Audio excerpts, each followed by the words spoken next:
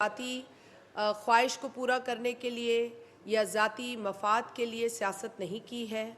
और यही वजह है कि पीपल्स पार्टी की जो जितनी भी हिस्ट्री है उसमें आपने देखा है कि हमने अपोजिशन की सियासत ज़्यादा की है, हमने हुकूक की जंग ज़्यादा लड़ी है। आज भी हम पाकिस्तान पीपल्स पार्टी की जो इलेक्शन के अंदर नताइज हैं उसमें जो हम नंबर्स देख रहे हैं कौमी असम्बली में, उसके मुताबिक पाकिस्तान पीपल्स पार्टी के चेयरमैन ने आप लोगों के साथ ये बात शेयर की कि हमारे पास उतने नंबर्स नहीं हैं कि हम अपना वज़ीर आज़म का जो कैंडिडेट है, जो कि बिलावल भुट्टो ज़रदारी साहब हैं, हम वो सामने लेकर आएँ। लेकिन बावजूद इस तमाम हकीकत के हम फिर भी कोई ऐसा काम नहीं करना चाहते जिससे मुल्क को नुकसान हो। हम अपने जो भी हमारी सीट्स आई हैं उसको लेकर सड़कों पर आना या सिस्टम को रोकना या चैलेंज करना या धमकी देना, ये पाकिस्तान पीपल्स पार्टी का शेवा नहीं है। हमने 2014 में भी इस तरह की सियासत नहीं की। 2013 के नताइज भी हमने बड़े भारी दिल से कबूल किए। आपको पता है उस वक्त का इलेक्शन जो था वो आरओ इलेक्शन था, मैजिक इंक का इलेक्शन था। हमने 2018 के भी नताइज बावजूद इसके कि वो आरटीएस का इलेक्शन था, हमने उसे कबूल किया, पाकिस्तान के इंटरेस्ट में कबूल किया। सदर आसिफ अली ज़रदारी साहब 2018 में जब कौमी असम्बली के फ़्लोर पर आए, उन्होंने तकरीर फरमाई तो उन्होंने कहा कि पाकिस्तान के मसाइल के हल के लिए पाकिस्तान पीपल्स पार्टी अपना पॉजिटिव किरदार अदा करेगी, अपना मुस्बत किरदार अदा करेगी। बावजूद इसके कि हम अपोजिशन में बैठे, हमने कभी भी ये ना अंदिया दिया ना कोशिश की कि हम पाकिस्तान का जो जमहूरी सिस्टम है उसको नुकसान पहुंचाएंगे, ना हम पहुंचा सकते हैं। हमने इस सिस्टम के लिए लातादाद कुर्बानियाँ दी हैं, कारकुनान से लेकर लीडरशिप की कुर्बानी हमने दी है। लिहाजा इस जमहूरियत की बका, इस जमहूरियत की सालमियत के लिए जितनी वफ़ादार पीपल्स पार्टी है आज पाकिस्तान में और कोई नज़र नहीं आ रहा। यहाँ पर जिन जिन के फरमाइशी प्रोग्राम पूरे नहीं हुए हैं वो रोड रास्ते ब्लॉक कर रहे हैं, जिनकी मनपसंद सीटें उन्हें नहीं मिली हैं वो धमकियां दे रहे हैं, जिनके कभी लाडले हुआ करते थे आज वो बाप बेटे रिश्ते की दुहाइयाँ दे रहे हैं। लेकिन पीपल्स पार्टी आपको ऐसा कोई काम करते ना नज़र आई है, ना कभी नज़र आएगी। मैं समझती हूँ कि जो प्रेस कॉन्फ्रेंस जनाब बिलावल भुट्टो ज़रदारी साहब ने इस्लामाबाद में की, वो एक स्टेट्समैन की प्रेस कॉन्फ्रेंस थी, वो एक लीडर की प्रेस कॉन्फ्रेंस थी, वो एक विजनरी कायद की प्रेस कॉन्फ्रेंस थी जो कि पाकिस्तान में मुआशी और सियासी इस्तेहकाम देखना चाहते हैं। और हमने ये बड़ा क्लियर किया बात कर दी है कि ना हम वज़ीर आज़म की कैंडिडेसी की तरफ देख रहे हैं, ना हम फेडरल गवर्नमेंट में, फेडरल कैबिनेट में अपना रोल देख रहे हैं। लेकिन इसके बावजूद हम सिस्टम को चैलेंज नहीं करेंगे। हम अपने साथ होने वाली तमाम तर इलेक्शंस के दौरान जो ज़्यादतियाँ हैं, जो इरेगुलरिटीज़ हैं, जो रिगिंग के मामलात हैं, जो हमारी कंसर्न्स हैं, उसको कंपाइल कर रहे हैं। बहुत सारी कंप्लेंट्स हमारे पास हैं, चाहे सिंध हो, पंजाब हो, केपी हो, बलूचिस्तान हो। बलूचिस्तान में हमारे लोग पुरअमन एहतजाज कर रहे हैं, बड़ी तादाद में हमारे लोग वहाँ एहतजाज कर रहे हैं। लेकिन हम हर काम आइन और कानून के दायरे में रह के करेंगे, हम सिस्टम को चैलेंज नहीं करेंगे। हम तरतीब दे रहे हैं, उन तमाम कंप्लेंट्स को कंपाइल कर रहे हैं।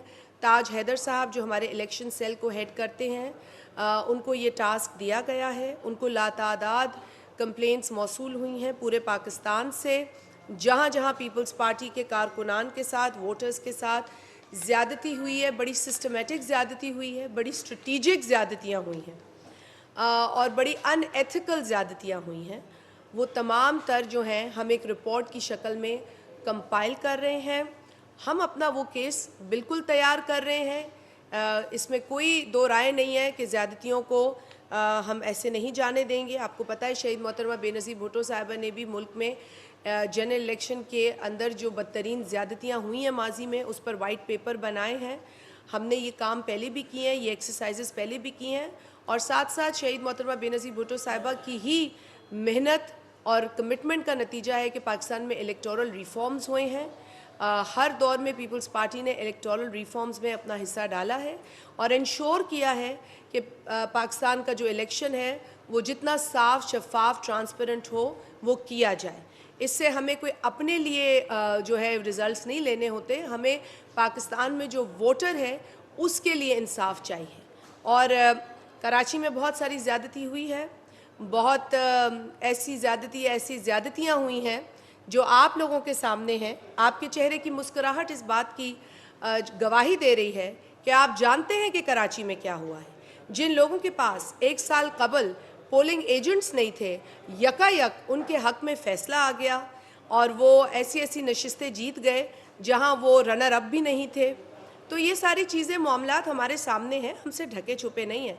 लेकिन इसका हरगिज़ ये मतलब नहीं है कि हम इंतशार की सियासत करेंगे, हम तकसीम की सियासत करेंगे, हम नफ़रत को प्रमोट करेंगे। हम ऐसा कोई काम नहीं करेंगे।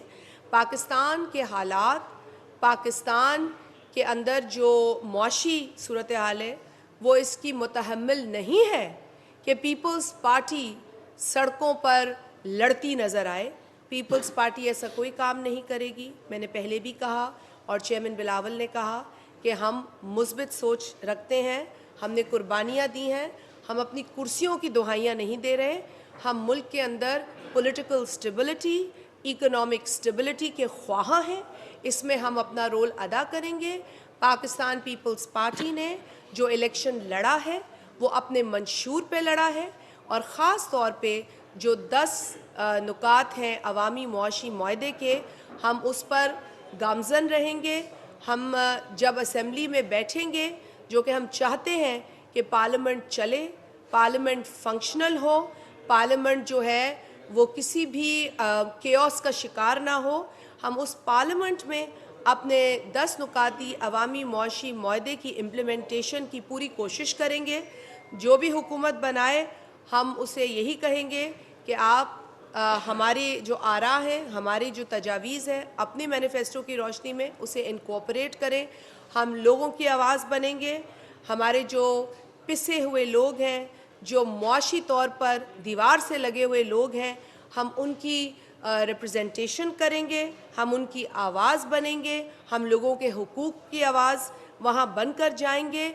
हम पार्लियामेंट को, अवामी जो फोरम है उसको फंक्शनल बनाने में, उसको कारामद बनाने में हर मुमकिन अपनी कोशिश करेंगे। और हम नहीं चाहेंगे कि पाकिस्तान के अंदर फिर से कोई केओस हो, क्योंकि मैं सिर्फ बिलावल साहब के वो अल्फाज दोहरा रही हूँ जहाँ उन्होंने कहा कि एक वो जमात है जो आज़ाद पीटीआई की तरफ है और वो अपने नंबर्स लाए हैं, फिर नून लीग है जो नंबर्स लाए हैं और फिर हम हैं। और वो जमात अगर नहीं बैठना चाहती पीपल्स पार्टी के साथ, लेकिन नून लीग हमारे पास आई है पेशकश लेकर, तो हम ये नहीं देख रहे कि कौन हमारे पास आया है। हम इस वक्त ये देख रहे हैं कि हम कितनी जल्दी पार्लियामेंट का क़याम मुमकिन कर सकते हैं, पार्लियामेंट के फोरम को रिवाइव कर सकते हैं और आवाम के मसाइल हल कर सकते हैं। पीपल्स पार्टी को सिर्फ ये गरज है कि हम आवाम के मसाइल हल करें। सिंध के अंदर अगर मैं बात करूं तो GDA जो कि सियासी यतीमों का एक ग्रुप है, उन्होंने देखा, उन्होंने हर मुमकिन कोशिश की। मज़ीद आप मुझसे सवाल करेंगे, मैं जवाब दूंगी और बिल्कुल देना चाहूँगी। जमील सुमरो साहब लाड़काना के हवाले से भी बताएंगे, मैं सांगड़ के हवाले से आपको बता दूं, मैं आपको थरपारकर की बात कर दूं, मैं आपको बदीन की बात कर दूं कि देखें फरमाइशी प्रोग्राम जो थे वो बहुत, उसकी लंबी फहरिस्त थी। पुराने ताल्लुकात इन लोगों के जहाँ जहाँ हैं इनकी उस पर बहुत इन्हिसार था। पोलिंग डे पर बहुत ज़्यादा बदमाशी की गई, बहुत ज़्यादा गुंडागर्दी की गई।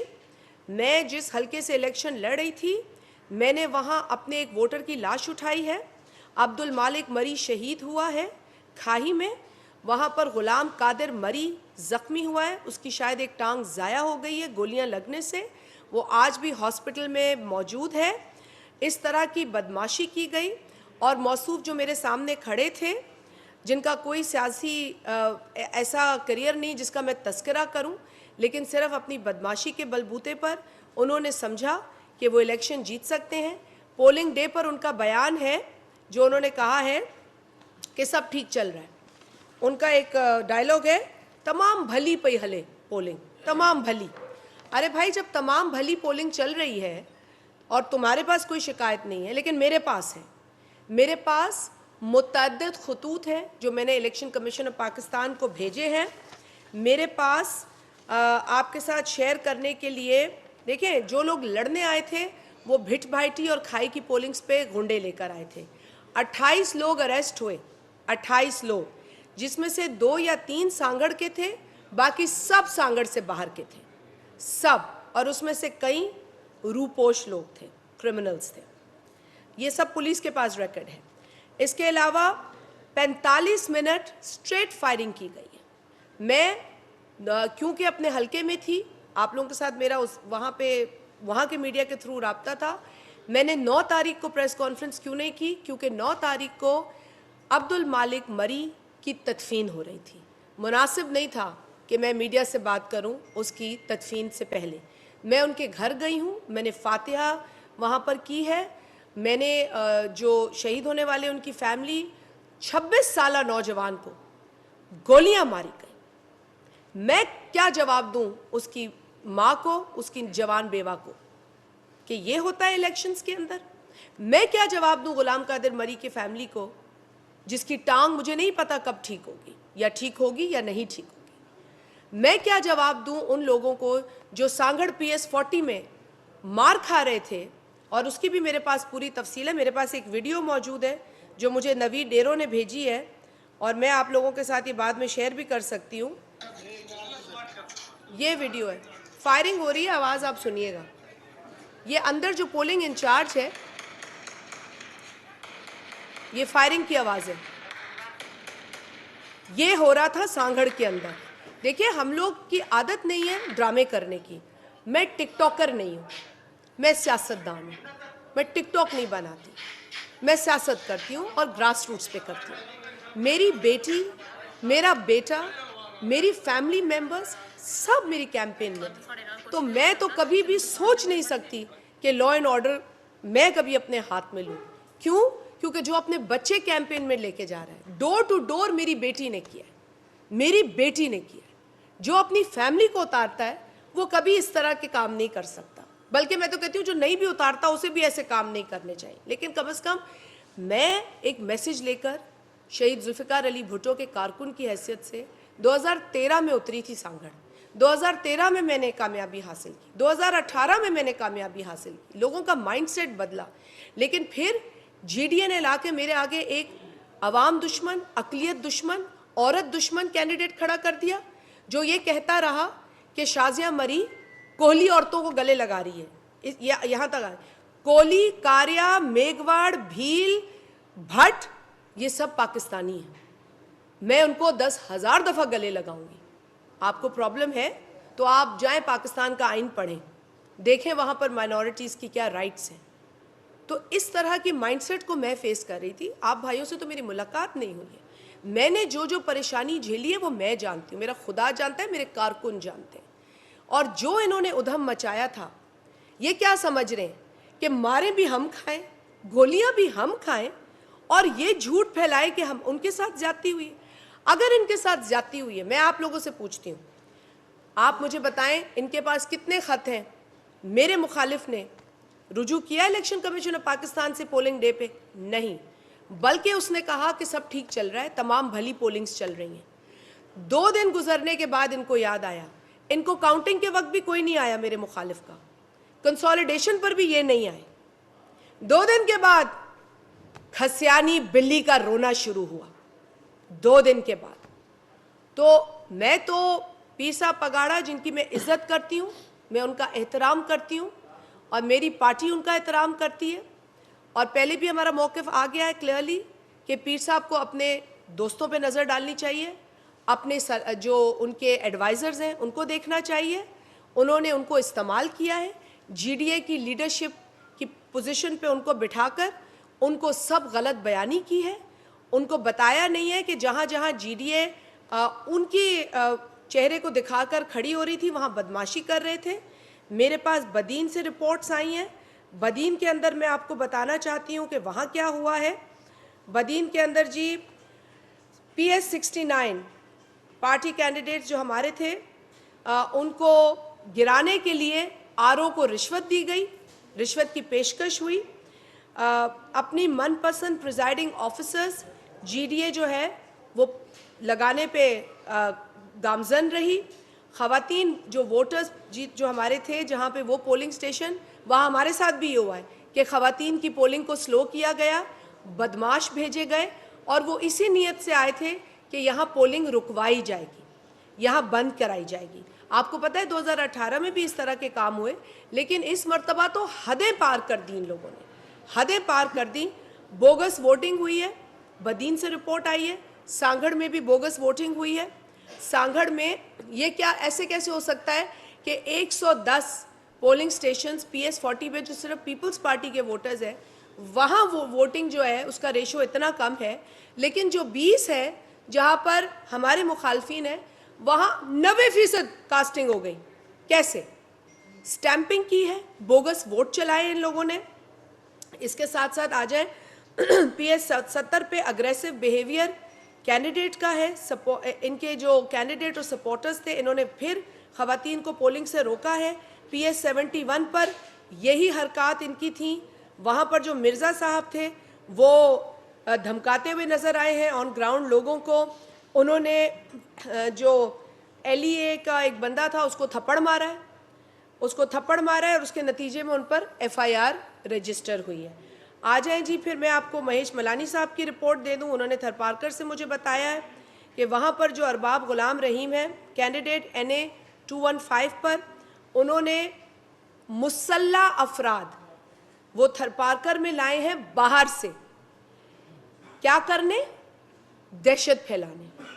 दहशत फैलाई है उन्होंने जी। उन बदमाशों के ज़रिए PPP वोटर्स को रोका गया है वोट कास्ट करने से। जो PPP के फेवर के पोलिंग स्टेशन से वहाँ धावा बोला है और हाईजैक किया है लोगों को वहाँ से। यही काम सांगड़ में किया गया। मतलब ये एक स्ट्रैटेजी है। देखिए, अगर GDA का ये काम था, ये स्ट्रैटेजी थी, तो फिर मैं समझती हूँ कि ये पाकिस्तान के जमहूरी निज़ाम पर एक बहुत बड़ा सवालिया निशान है। और डिलिबरेटली पीपल्स पार्टी के जो वोट्स थे उनको रोका गया और अपनी पोलिंग्स पर वही 85-90% बोगस वोटिंग कराई गई। मेरे पास पूरी फहरिस्त है पोलिंग स्टेशंस की जहां पर इन लोगों ने गंद किया।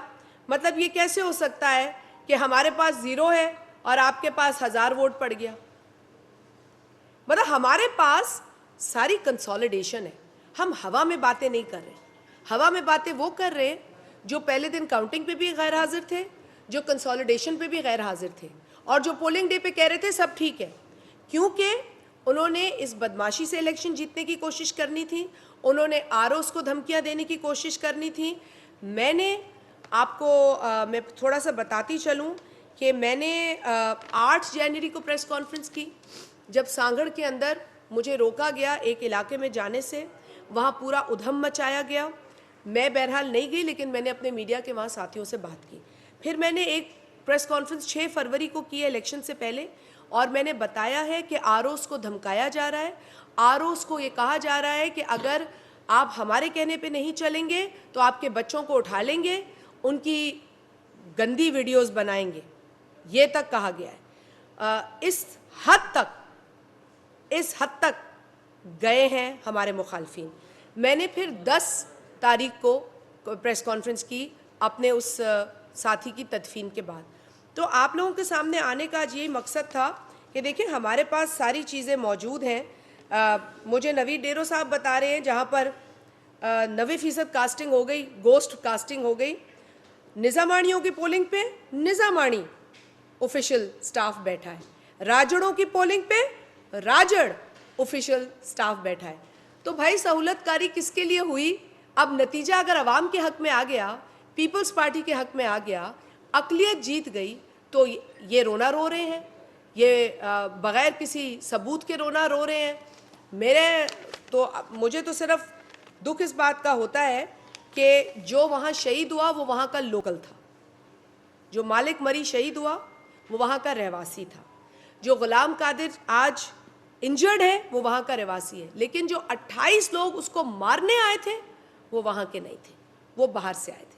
थरपारकर में जो लोग वहाँ के लोकल लोगों को मारने आए थे अरबाब गुलाम रहीम के साथ, वो भी बाहर से लाए गए थे। बदीन में जो लोग मारने आए थे वहाँ के कैंडिडेट्स को और वहाँ के वोटर्स को, वो भी बाहर से आए। तो स्ट्रैटेजी साफ है, बदमाश बाहर से लाओ, आरओस को प्रेशर करो, पीपल्स पार्टी के वोटर्स की पोलिंग्स को स्लो करो, ख़वातीन की पोलिंग्स को स्लो करो, और तुम आज़ाद हो, वो मैं अब लफ्ज़ नहीं यूज़ करना चाहती, लेकिन मुझे दुख है, जितनी ज़्यादती मैं देख कर आई हूँ सांगड़ के अंदर, और दीगर मेरे साथी बता रहे हैं जो जीडीए ने की है, और आप चाहते हैं कि आप पाकिस्तान की शाराओं को रोकें, पाकिस्तान की आवाम को तकलीफ़ में डालें, जबकि सारी बदमाशी आप कर रहे थे। और फिर आपने अपने जो जीडीए के हेड हैं पीर साहब पगाड़ा, उनको बताया नहीं कि आप लोगों ने इस तरह की बदमाशी की है, इतनी अंधाधुंध बदमाशी की है।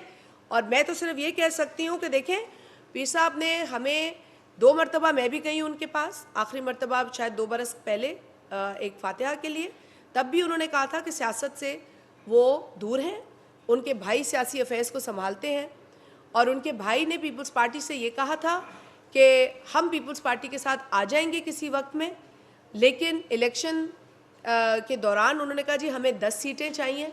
तो देखिए, फरमाइशी प्रोग्राम तो हम नहीं ले सकते। आपने देखा है कि जो 2 सीटें वो जीते हैं, उसमें भी वो धांधली और ठप्पों से जीते हैं, चाहे वो खैरपुर की हो या सांगड़ की हो।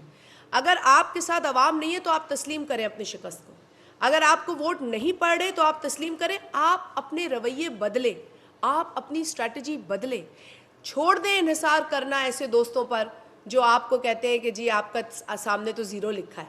छोड़ दें, ये इन्हिसार करना छोड़ दें, अवामी सियासत करें, ड्राइंग रूम से बाहर आएँ। आपने देखा है कि पंजाब में पीपल्स पार्टी को दीवार से लगाया गया है, वहाँ के नताइज हमारे ख़िलाफ़ किए गए हैं, लेकिन तब भी बिलावल साहब ने कहा है हम हंगामा नहीं करेंगे, हम कबूल करेंगे विद अ हैवी हार्ट जो भी नताइज आए। NA 127 में जो ज़्यादती हुई है, हमारे पार्टी के चेयरमैन के साथ हुई है, हम उसे कबूल कर रहे हैं। तो ये जो इनके तो 2018 में ही जो है वो पसीने निकल गए थे जीडीए के, 2013 में भी इनके औसान ख़ता थे, तो अब ऐसा क्या हो जाता 2024 में कि ये जीत जाते। जिन लोगों पर इनका इन्हिसार था, अब वो इन्हिसार मैं समझती हूँ, यहाँ बैठे हमारे भाई सवाल भी कर चुके हैं, वो इन्हिसार अब कम करें और अवाम में जाएं।